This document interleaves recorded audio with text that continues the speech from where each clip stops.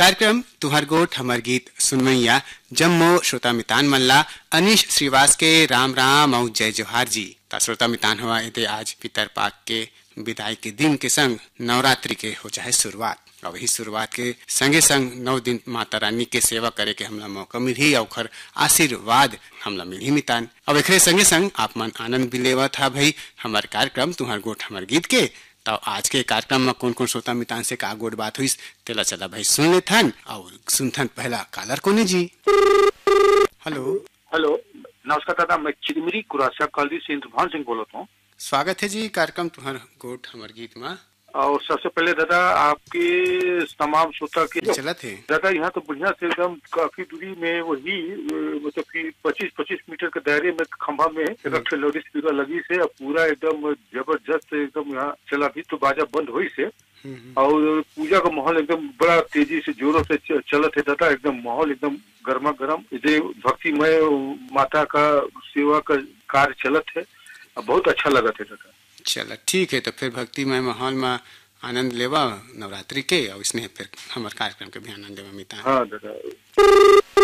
Hello hello स्वागत है जी कार्यक्रम तुहर गोठ हमर गीत में। कौन मैर मितान बोला था जी? हाँ मितान दतरंगी भाटा पारा ले हीरामणि वर्मा बोला था मितान। स्वागत है हमर हीरामणि भैया के, का हाल चाल है? हाल चाल तो सब बढ़िया है मितान। अब्बर दिन में बातचीत हुआ थे और कीर्तन बात है कि तुहर गोठ हमर गीत कार्यक्रम में ना आप मन के मोर पहली का बातचीत हुआ थे। अच्छा एहू महू सोचते रहे हो कि हीरा भैया से मुखिया से पहली बात नहीं हुए तो बड़ा अच्छा लगा थे मितान। तो का गोट बात लेके आज आए बतावा भाई। और ये कार्यक्रम में मोर दूसरा फोन है मितान। पहले फोन लगा रहे तो महावीर भैया से बात हो रही से और दूसरा में आप मन से बात हुआ थे। मोर तो मन है एकदम गदगद हो गया भैया। बहुत अच्छा लगा थे मितान। तो आप मन ज्यादा फोन काबर नहीं लगावा, का कारण से नहीं लगावा कार्यक्रम में भाई? एकदम ज्यादा व्यस्तता रही थे मितान, मेरे ड्यूटी में रहता हूँ ना तो बहुत ज्यादा व्यस्तता रही थे, उकर वजह से नहीं लगा पाओ मितान। तो का बुता करता मितान? मैं तो रेलवे में हूँ मितान।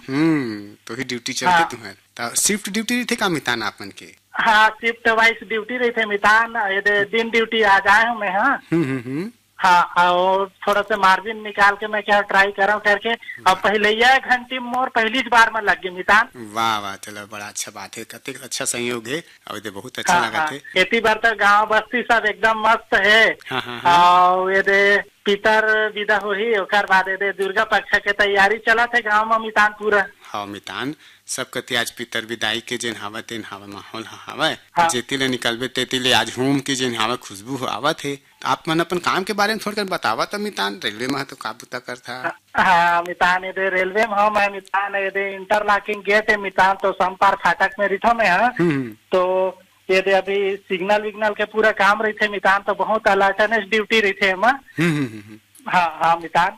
हाँ बहुत ध्यान देहल पड़ा तो है गाड़ी के आने जाना के सब सिग्नल न देखे गाड़ी घोड़ा के पूरा ध्यान रखे मतलब चारों तरफ से शरीर के हर पार्ट से एक्टिव रखे पड़ते मितान। अच्छा। नाक कान कौन मेरे फोन आवा थे का हुआ थे पूरा सिग्नल आँखी वाँखी पूरा और ओकर बाद ही सब पूरा मूवमेंट करे लगते मितान। तो आपके सतर्कता से ही जिन है रेल के परिचालन है अच्छा चल पाते मितान। तो बहुत बहुत धन्यवाद है आप मन ला भाई अतेक अच्छा अपन सतर्कता के साथ आप ड्यूटी करता थे। आकाशवाणी बिलासपुर सहित जम्मू मायारू श्रोता परिवार मन ना शारदी नवरात्र के गाड़ा गाड़ा बधाई और शुभकामना मितान। आप मन ला बहुत बहुत बधाई है मितान। ठीक धन्यवाद मितान। हाँ ठीक है मितान। हाँ मितान। हेलो हाँ मैं रोहातिर बोला था भैया सलाम साहूगा। हाँ बतावा का हाल चाल है मितान? सब बढ़िया मितान है। खास से नवरात्रि प्रारंभ भी है, नवरात्रि पर हार्दिक शुभकामना है। आप मन ला बहुत बहुत बधाई है और सब श्रोता मन लगा नवरात्रि पर गाड़ा गाड़ा बधाई भैया। तो का माहौल है मितान आपन के गांव में अभी नवरात्रि की तैयारी के? हाँ भैया हो गए तैयारी। अब कहा से बैठी भैया माँ भवानी है और लगे गलत भैया कुछ बचे तो ना भैया की तुम्हारा हमारे गीत में लगा लेता कि याद आगे तो लगाए भैया। हाँ बने करे हम मितान समय समय में स्नेह लगा ले करिया और कार्यक्रम में अपन बात वो गीत लता को सुन ले करिया मितान। पानी में गलत गिर भैया कल हमारे यहाँ शाम के अच्छा पानी गिरी से बहुत अच्छा है। तो स्नेह कार्यक्रम के आनंद लेवा संगे संग अपन नवरात्रि पर्व के भी अभी 9 दिन के मजा लिया जी। हाँ भैया हाँ ठीक है मितान लगा फिर। हेलो हेलो स्वागत है जी तुम्हारे गोठ हमारे गीत कार्यक्रम में। हेलो। जय जोहार मितान। जय जोहार जय जोहार। का हाल चाल है मितान? कतिया पारा जूना बिलासपुर ले सुशील देवांगन बेला सूर्य बोला तो। स्वागत है मितान, मैं तो समझ गए हूँ। आओ बतावा मितान, का गुड बात है आज बने है मितान। आप मन के दुआ है बढ़िया बढ़िया हावन। आज पितर विसर्जन करबो। हाँ पूर्वज मन का, दाई दादा का, भाई बहनी का। हाँ मितान। जिन भी है सबो के आज विसर्जन करबो दादा। देख परो दिन ले नवरात्रि शुरू हो जाही। बढ़िया माता रानी के आगमन होही, है ना। बढ़िया हमार बिलासपुर शहर हर भाव भक्ति ले भरपूर रही। ठीक कहा था मितान। बहुत बढ़िया हमार बिलासपुर शहर में आवे। अब बहुत जगह नौ दुर्गा और दुर्गा के पंडाल बने जाना। बहुत जोरदार दारी की तुम कहता हजारों तादाद में दुर्गा बैठी। तो ही भक्तिमय माहौल में कार्यक्रम के आनंद लेवा भैया, और समय समय उसने फोन लगावत रही है मितान। फिर जय जोहार मितान। राम राम। हेलो। हाँ राम राम भैया, राम राम का। हाँ राम राम मितान। कौन बोला था मितान? मैं ग्राम पोस्ट में राधे लाल बोला था मितान। राधे लाल मितान बोला था जी। हाँ भैया, ढेर सारा शुभकामना भैया। राम राम। राम राम मितान, राम राम। का गुड बात लेके आज पहुँचे है मितान, बतावा भाई। हम ना मितान गुड बात है लेके आए हैं आप मन के तीर में। पहले के पुरखा मन के दादी दादा मन लते दे आज विदा उदा करे हैं पितर की कहा। हाँ तो हाँ ओकर बाद में दे आगमन हुआ से हमारे जगत जननी माँ दुर्गा माता। ओकर नाम मितान आकाशवाणी जम्मो परिवार मल्ला, दीदी भाई बहनी मल्ला और जम्मो हमारे सोरता संगी मल्ला। ढेर सारा शुभकामनाएं है मितान भैया। बहुत बहुत आपको मल्ला बधाई हावे और शुभकामना हावे भाई नवरात्रि पर्व के। हाँ भैया। कैसे का माहौल रही थे तिलक बतावा आपके गाँव? माहौल बहुत बढ़िया रहते भैया। और ना न्योता देवा था झारा झारा जम्मो सुनैया भाई मल्ला और जम्मो आकाशवाणी भाई मल्ला। हमारे यहाँ करा नजदीक में पचगांव मना त्रिपुरी माँ सुंदरी घाटा दाई रथे मतन भैया। हाँ और आस पास में मेरा पहरिया पाठ है अंधरी दाई और हरदी में जरवे हरदी में महामाया है, जिसे आप मन के तीर में रतनपुर में महामाया दाई है ना, वो इसने हरदी में बहुत बड़ा जोरदार होते भैया। अरे वाह वाह वाह, ये बड़ा अच्छा बात बताया। हमार त्रिपुरी सुंदरी घाटा दी के ना बहुत बहुत मेरा और जाहिर है भैया। मेरा झारा झारा सब कुछ कोई लेने होता है बोला 9 दिन के अंदर में कहूँ दिन आकर के अपन मनोकामना इच्छा पूरी कर लेवाए। बिल्कुल। तो आपके आमंत्रण के बहुत बहुत धन्यवाद है आप मल्ला। हम कोशिश जरूर करबो मितान के 9 दिन में एको दिन समय निकाल के आए के तो बहुत अच्छा भैया आवेश करिए निश्चित। हाँ पूरा कोशिश करबो मितान। तो आपसे गुड बात हो गई। अब सुनावत है ने माता रानी के ही एक ठक बढ़िया भजन और गीत ला जे लगा है राजकुमार। बहुत धन्यवाद भैया, बहुत बहुत धन्यवाद। और आकाशवाणी मतलब सुख शांति बढ़िया रहा, बहुत बढ़िया कुशल मंगल पाए भैया। हाँ राम राम मितान। हाँ धन्यवाद भैया।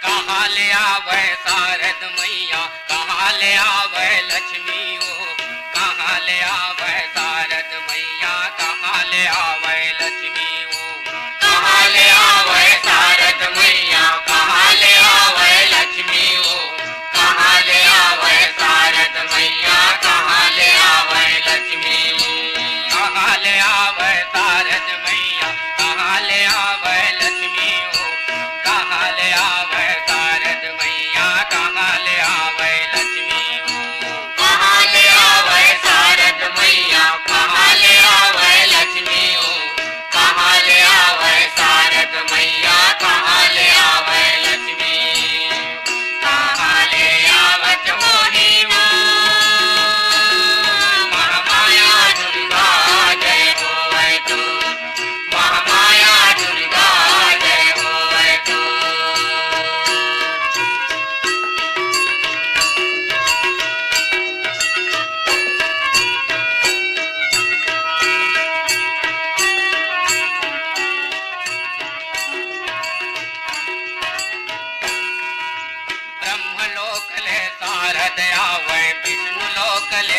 लक्ष्मी ओ ब्रह्मलोक ले शारद आवे विष्णु लोक ले लक्ष्मी ओ ब्रह्मलोक ले शारद आवे विष्णु लोक ले लक्ष्मी ओ ब्रह्मलोक ले शारद आवे विष्णु लोक ले लक्ष्मी ब्रह्मलोक ले शारद आवे विष्णु लोक ले लक्ष्मी ओ ब्रह्मलोक ले शारद आवे विष्णु लोक ले लक्ष्मी ओ ब्रह्मलोक ले शारद आवे विष्णु लोक ले लक्ष्मी ओ ब्रह्मलोक ले शारद आवे विष्णु लोक ले लक्ष्मी अमर लोक ले आवत होनी ना जगतारण मैया जय होवे तो जगतारण मैया जय होवे तो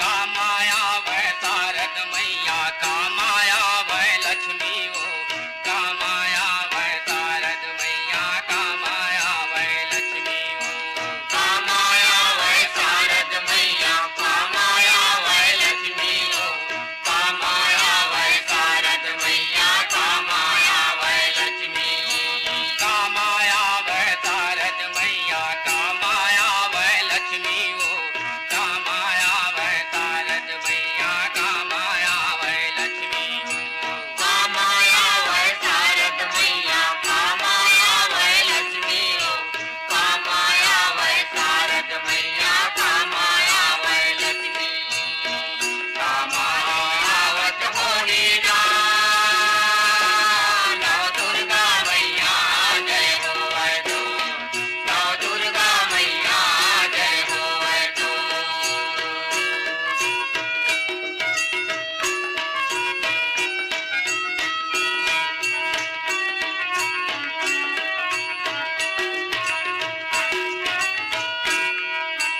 हंस में आवे शारद मैया करुण में आवे लक्ष्मी ओ हंस में आवे शारद मैया करुण में आवे लक्ष्मी ओ हंस में आवे शारद मैया करुण में आवे लक्ष्मी ओ हंस में आवे शारद मैया करुण में आवे लक्ष्मी हंस में आवे शारद मैया करुण में आवे लक्ष्मी ओ हंस में आवे शारद मैया करुण में आवे लक्ष्मी हंस में आवे शारद मैया करुण में आवे लक्ष्मी हंस में आवे शारद मैया करुण में आवे लक्ष्मी भगवा मायावत होनी ना मोर शीतला मैया जय होवे तो मोर शीतला मैया जय होवे तो मोर शीतला मैया जय होवे तो मोर शीतला मैया जय होवे तो मोर शीतला मैया जय होवे हेलो स्वागत है जी कार्यक्रम तुहर गोठ हमर गीत में कौन मैं मितान के लगे है फोन राम राम मनीष भाई हाँ राम राम मितान कहाँ ये सब चाहिए भटके पर डिया ना बनी समझ गए हम मितान आपकी आवाज ले तो बतावा मितान आज का गोट बात लेके पहुँचे है भाई बस अभी तैयारी चल रहा था दुर्गा माता के आएंगे यहाँ 9 दिन के दुर्गा रखे जाते 3 जगह में बढ़िया बढ़िया रखे जाते हैं तीनों जगह में 9 दिन रखे जाते अच्छा तो थोड़ा बताओ विस्तार से बतावा मितान बस 9 दिन बढ़िया कार्यक्रम रहे थे बुगी बुगी कार्यक्रम रहे थे आखिर 2 दिन यहाँ पे वो प्रजापता ब्रह्मा कुमार द्वारा जीवन दे जाने की झांकी रखे जाते अच्छा अरे बाबा तो जाना लेते तो वो जन बड़े बढ़िया सजावट किए जाते झांकी बनाए जाते और 9 दिन भक्ति में माहौल रही तो फिर तो कहना है क्या सही बात है 9 दिन पूरा माता रानी के भक्ति में माहौल रही थे तो अलग आनंद है मितान तो बड़ा अच्छा लगा बिल्कुल आनंद है और कई जन तो उपास रहे थे मैं तो ये जानता हूँ कि यदि कोनो 9 दिन उपास नहीं रख पावे तो आखिर 3 दिन सप्तमी अष्टमी नवमी को उपास रही तो भी औलाद 9 दिन का फल मिल जाई। हाँ, ये बढ़िया बात बताया मितान। बढ़िया का होथे उपास रहे से जेन भक्ति के जेन फल तेन मिलबे करते, संगे संग ओकर जेन साइंटिफिक एक रीजन हमें भैया कि शरीर भी जेन हमें ओकर से डिटॉक्स हो जाते, तो ये उपास के एक ठक बहुत अच्छा फायदा है। बिल्कुल ये सबले उपास के खास महिमा है। ठीक है मितान, सप्ताह में ये 15 दिन में कोनो ना बिल्कुल उपास रहना ही चाहिए। तो ठीक है मितान, और फिर समय समय में स्नेह लगात रही है फिर मितान, है ना। हाँ, राम राम मितान। राम राम। हेलो जी नमस्ते। नमस्कार जी, का हाल चाल है? कौन मितान बोला था भाई? मैं हाँ अम्बागढ़ चौकी ले रिजवान खान बोला था जी। रिजवान खान, हमारे तो नवा श्रोता मितान कस लगा था मितान आप मन। मोर पहली बात तो मोर पहली बार फोन लगे है आपके बिलासपुर में। अरे वाह, तो बहुत बहुत बधाई आप मन ला, और संगे संग धन्यवाद भाई कि आप हमारे आकाशवाणी बिलासपुर में लगाया फोन। जी जी जी धन्यवाद। और बाकी ना आपके जो शाम वाले जो ईमेल वाले जो प्रोग्राम आते हैं ना, उनमें रोज के मेल डालता हूँ मैं। हाँ, रोज के शामिल गल होते भाई। बहुत अच्छा प्रोग्राम है, हालांकि 1.5-पौने 2 घंटे करी थे, पूरा सुनता हूँ मैं। अरे वाह, प्रसिद्ध प्रोग्राम अगर आपके लगते हैं मुला ना, तो वही ईमेल वाले प्रोग्राम है बिलासपुर के, बहुत जोरदार जी। अच्छा, चल धन्यवाद मितान। तो जैसे कि कहा था बिलासपुर के कार्यक्रम से था, तो एक अलावा आप कहाँ कहाँ कौन कौन सा केंद्र के कार्यक्रम आप सुनता मितान? रायपुर भी सुनता हूँ, बिलासपुर है, अंबिकापुर हो गए, आपके धान मथुरा हो गए, देहरादून हो गए, उर्दू सर्विस हो गए, लगभग बड़े बड़े स्टेशन आवे हिंदुस्तान के, वहाँ सब भेजतो गलो फरमाई तो सुनतो गलो भाई। चला बढ़िया, तो पूरा दिन भर में तो रेडियो सुन में निकल जाता, इसे लगा था फिर मितान? नहीं सुन तो नहीं पाऊँ पूरा ला, लेकिन का है रिपोर्टिंग आ जाते ना ग्रुप में, कौन कौन कहाँ कहाँ शामिल हो इसी के, तो मैं समझ में आ जाते, बाकी सुन तो नहीं सकन। पर कोशिश किए करेगा मितान कि जेन भी कार्यक्रम आप शामिल हो सुने के, तब तो खैर मतलब है, नहीं तो का है खाली नाम सुने पर। हाँ, मतलब ये थोड़ा सा अच्छा भी नहीं है बात के भाई आप भेज दिया और कार्यक्रम में नहीं सुना था, तो खाली नाम वो करे बर थोड़ा सा। हाँ, जैसे एक ही स्टेशन चलत रही थे, वो स्टेशन में वही टाइम दूसरा स्टेशन भी चलत रही थे। अब एक साथ 2 स्टेशन नहीं सुन सकन, तो एक ला सुनत रही, एक दूसरा की रिपोर्ट के ऊपर निर्भर रही। मोर बस एक ठक यही बात है कि जेन केंद्र ला सुन सका जेन समय में वही केंद्र में भाग लेवा, तो का है हम मन अच्छा लगी। नहीं तो का होते ना, आपके हम फरमाइश ला शामिल करत था ना, आप सुनबे नहीं करे कार्यक्रम ला, अच्छा बात है। बहुत जन श्रोता मितान ऐसे है जेकर हमन कोनो कारण से शामिल नहीं कर पाना, वो बेचारा कान लगा सुनत रही थे, है ना। तो वो थोड़ा सा वो तो थोड़ा सा ध्यान रखा मितान। जी जी जी, बहुत अच्छा लगी इस मितान आपसे गुड बात करके। तो इसने समय समय माऊ लगा तो मितान, तो फिर एक कार्यक्रम में तो सुनिया ना। हाँ बिल्कुल बिल्कुल, सोमवार के 10 बजे पड़ी। हाँ सुनिए मितान, मैं आप लोग बताया, मैं हाँ अम्बागढ़ चौकी में रहता हूँ, और मोर जो है ऑप्टिकल की दुकान है, पावर के चश्मा की दुकान है। अरे वाह वाह, बहुत बढ़िया। हाँ जी, वही मैं दिन भर व्यस्त रहता हूँ जी, और रेडियो भी चलाते थे बाजी में DTH के माध्यम ले। अरे वाह बहुत बढ़िया, बहुत अच्छी बात है मितान। कभी मौका लगे घूमे घामे लाबो, हम ठीक है मितान। जी जी ठीक है, राम राम मितान।